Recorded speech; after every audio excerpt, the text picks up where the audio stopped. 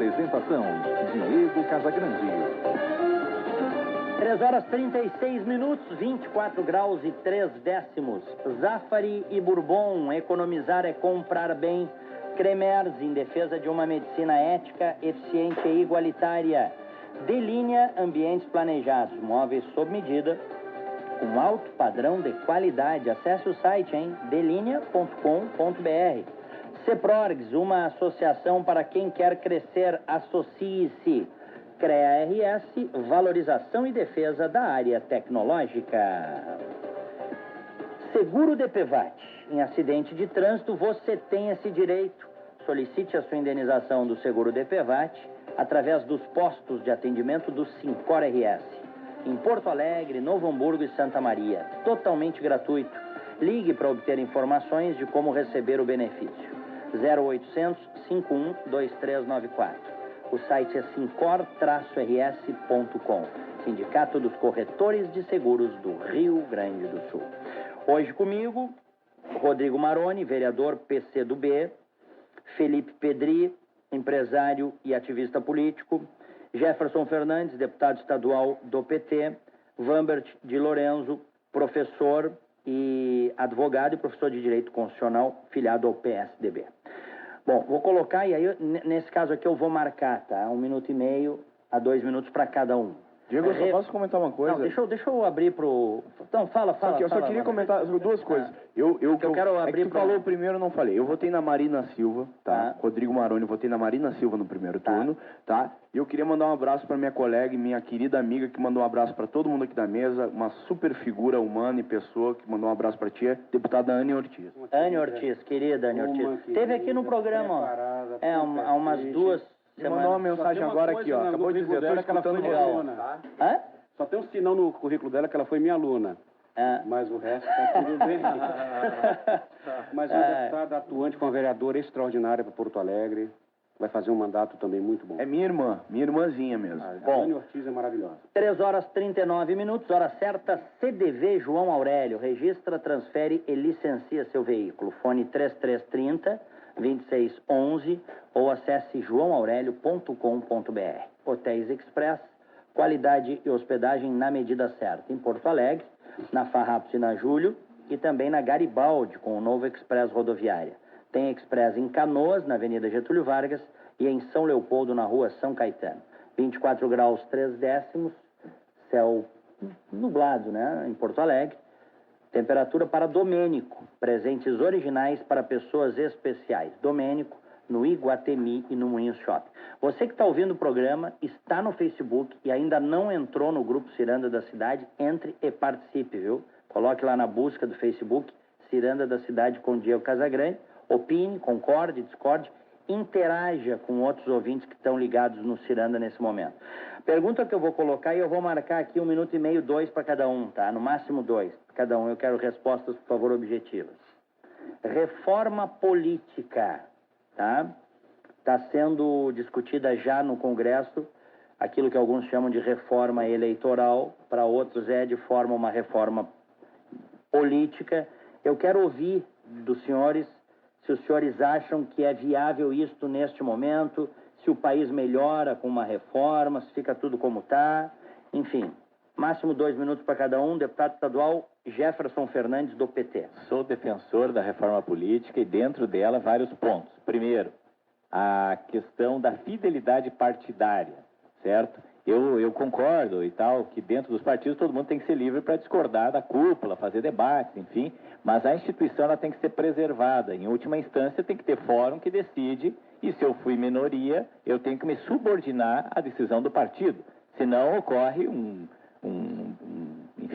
uma confusão. Por outro lado, eu penso que a votação em lista, desde que democraticamente decidida dentro do partido, ela é a alternativa pro financiamento público. Porque tu imaginar financiamento público da campanha no padrão que se gasta hoje e uma campanha individualizada é praticamente inviável. Seria um custo muito alto para os cofres públicos manter campanhas dessa envergadura. Sou contra, e eu acho que já está em boa medida votado lá no Senado, o fim das coligações proporcionais, certo? E os partidos, eu penso que não deve ter uma proibição de existir muitos partidos, mas eles só devem passar a usufruir de fundo partidário e outros Tempo de benefícios, tempo de TV, se eles tiverem X número de eleitos nas câmaras, nas assembleias. Uma cláusula de barreira. Exatamente. Pode existir, não tem problema de existir 10 anos, 20 anos, né, tentando se fortalecer, porque construir um partido no Brasil não é tarefa fácil. Então, para mim, esses elementos na reforma política, concordo com outras teses aí que estão vindo e tal, tem que ser discutido com a profundidade que o tema merece. Porque antes nós estávamos mostrando aqui os números que cada um gastou na sua campanha. Eu concordo com vocês, quando vocês fecharam o bloco, dizendo que há uma tendência a crescer até o voto mais ideológico, assim, o cara votar não interessado na grana que o sujeito tem. Mas mesmo que cresça, ainda vai ser minoria em relação àqueles que têm muita grana. Porque tem um bom percentual, vota no cartaz, vota na máquina do candidato e assim por diante. Vamber de Lourenço. Olha, por incrível que pareça, eu e o deputado concordamos em quase tudo aí. Eu só não concordo com a lista fechada no atual sistema brasileiro, porque nós podemos ter risco, alguns partidos são dominados por oligarquias, então isso pode fechar as novas lideranças. Esse é o sistema da Argentina, na América do Sul e tal. Eu acho, mas uma solução para isso é não permitir mais, de fato, as coligações na proporcional. Os partidos vão ter que ter o seu verdadeiro tamanho, isso é fundamental. Fidelidade partidária, voto distrital, isso é fundamental para avançar o nosso processo. Só que a gente está falando aqui de novo, reforma eleitoral. Porque o voto distrital, ainda no presidencialismo, ele é um paliativo, ele vai ajudar bastante. Porque eu transformo a eleição proporcional numa eleição majoritária, o deputado teve que andar o estado inteiro, deputado. Eu fui votado em 250 e poucos municípios. Isso é uma insanidade. Isso é insanidade. Do jeito que tá, então, e tem municípios, tudo bem, se eu tivesse sido eleito, eu representaria as pessoas. Mas tem municípios em que eu tive 3 votos, em que eu não tenho vínculo com o município, não representaria o município, no sentido próprio da representação política. Então, o voto distrital é fundamental para depurar o sistema. Mas isso não está em questão, velho. Não, é lamentável. O voto vai continuar proporcional. Mas que o voto distrital, aí que está a reforma política mesmo, é com o parlamentarismo. Essa é a minha opinião. Perfeito. Porque o voto distrital, ele é um sistema mais adequado ao parlamentarismo. Se a gente tivesse um regime parlamentarista, o deputado falou logo no começo, tira o governo, bota governo, tira o governo. Eu acho que o Maroni falou também isso. Olha, eu me lembro que o último estudo que eu fiz, há mais de 10 anos atrás, o parlamentarismo na Itália tinha 50 anos e tinha tido 51 primeiros ministros. E olha a Itália, olha o Brasil. A democracia italiana, as instituições italianas, e olha o Brasil. Então, o parlamentarismo consegue resolver os problemas pontuais de crises sem demolir o Estado, sem demolir as instituições. Rodrigo Maroni. Eu acho que na verdade, a gente nunca vai conseguir aprimorar a reforma política de forma permanente. A gente talvez passar tudo isso, eu concordo com vocês, tanto com o Jefferson quanto com o Vambert,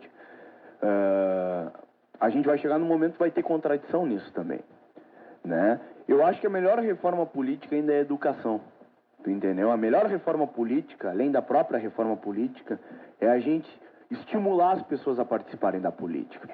Ou alguém acha, por exemplo, que vai deixar de ser eleito alguém conhecido por conta da reforma política? Não vai. Hoje tem jogador de futebol, cantor, o que não é problema, é legítimo, né? Mas há, inclusive, os partidos que já funcionam em torno disso, de trazer figuras conhecidas por seu partido, todos, de uma maneira geral, todos, para fortalecer. Então, quer dizer, essa coisa da legenda proporcional, né? Pode tirar a proporcionalidade, mas o cara traz um cantor para puxar votos e fazer 1 milhão de votos. Sim, mas agora tá o distritão, acho que vai ser aprovado, hein? E aí acaba o quociente eleitoral. O cara que faz muito voto não puxa ninguém com ele. Poderia colaborar, mas mesmo assim o cara vai continuar fazendo muito voto por ser conhecido, simplesmente. Sim, isso... E a mesma coisa, a questão das finanças. O que oficialmente vai aparecer, óbvio, vai diminuir bastante, é como hoje. A prestação de contas é uma, 90% dos casos. E a realidade é outra. Quem participa do mês sabe que é. Né? Só visualizar a campanha. O cara diz que gastou 30 mil e tem campanha em toda a cidade ou em todo o estado. Né? Uns dizem que gastou $500 mil e tem campanha que aparece que é mais do que uma multinacional. Então, quer dizer, o que eu acho que tem que ser feito, e isso pelas pessoas conscientes, as famílias honestas e, de certa forma, pelos políticos que têm interesse que de fato a política funcione, é estimular as pessoas de bem e honesta a participar da política. Como? Levando debate político para as escolas, discutindo em casa, o pai e a mãe discutir em casa, mas não discutir que tem ódio à política. Discutir a reflexão fundamental do que, por que é a importância da política. Não afastar as crianças da política, mas aproximar, como se fosse um parque. Ao invés de levar para o parque, leva o teu filho para conversar sobre política. Obrigado, vereador. Felipe Pedri, empresário e ativista político. Concordo com o que o Vambert coloca em relação ao parlamentarismo. Eu também sou a favor do parlamentarismo. E concordo também bastante com o que o Maroni falou em relação à educação. E chama atenção para o processo de politização da população. O que aconteceu no último dia 15 foi um grande processo de politização da população. Foi o maior movimento popular da história do Brasil. Talvez o partido que esteja no poder não tenha entendido ainda isso, né? E o que esse processo popular está dizendo hoje para o Brasil é: nós não queremos a reforma política com esse governo. Porque esse governo já deu todas as demonstrações possíveis, né, de que para manter a hegemonia e se manter no poder, ele pode fazer mudanças constitucionais que visem a sua permanência hegemônica no poder, né? Então eu acredito que hoje esse debate da reforma política ele tá um pouco deslocado da realidade, né? Eu acho que a gente primeiro tinha que fazer um processo de depuração política em torno todos esses crimes que estão acontecendo na administração federal, estadual, enfim, todas possíveis, né? Para depois a gente fazer um debate sério de mudança constitucional. Mudança constitucional é uma coisa muito séria. Não é um processo simples, né? Eu acredito que o voto em lista também não é uma realidade no Brasil que vá dar certo, né? Eu acho que o financiamento público de campanha, eu sou radicalmente contra. Eu acho que o dinheiro público não é para isso, né? E eu acho que as empresas privadas, elas são a sociedade civil também, então elas serem proibidas de doar. Eu acho isso um perigo, porque a gente vai começar a classificar entidades e pessoas nas leis, assim como as cotas, enfim, eu sou contra isso, né? Então eu acho que assim a reforma política está posta nesse momento como um processo de relativização que está acontecendo. A politização da população está na rua. Eu acho que e eles estão dizendo que essa população foi buscar reforma. Não foi buscar reforma. Foi buscar o impeachment. Não foi buscar o impeachment. Eu acho que esse é o recado que fica. Golpe, né? E o governo, se ele não entender isso e continuar tergiversando, panelaços e mais panelaços vão acontecer diariamente. 13h49, 24 graus e 1/10. No próximo bloco eu vou colocar uma questão aqui para os senhores, tá? O ex-presidente Lula convocou o exército MST, do exército STED. O presidente Dilma, na sexta-feira, esteve aqui no Rio Grande do Sul e ouviu aquilo que eu considero uma declaração de guerra do Stedley, e ela sentada ali, a presidente, com os ministros, e o Stedley dizendo: não ousem, então. Quero ouvir as opiniões dos senhores, aproveitando que está o deputado Jefferson aqui, que é governo, o Maroni também, que é governo. Eu estava lá.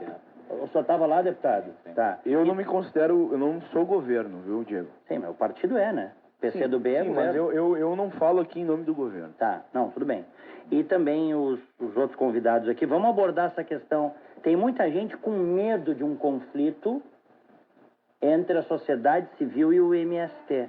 Mas eu também, na sexta-feira eu rodei aqui a fala do Stedley e eu recebi muita mensagem de cidadãos dizendo o seguinte: se ele quer briga, me diz aonde que eu vou. Coisa que, olha, eu nunca tinha recebido. De uns tempos para cá, eu mostro para vocês aqui, as pessoas, o Stedley quer ir pro pau, vamos pro pau. Então, quer dizer, eu acho muito complicado isso que o Lula fez, é a minha opinião, eu disse aqui, e o Stedley e a presidente ter ido num lugar, ouvido essa incitação. Mas é só a minha opinião, eu quero ouvir as opiniões dos senhores. Legal. Intervalo, já voltamos.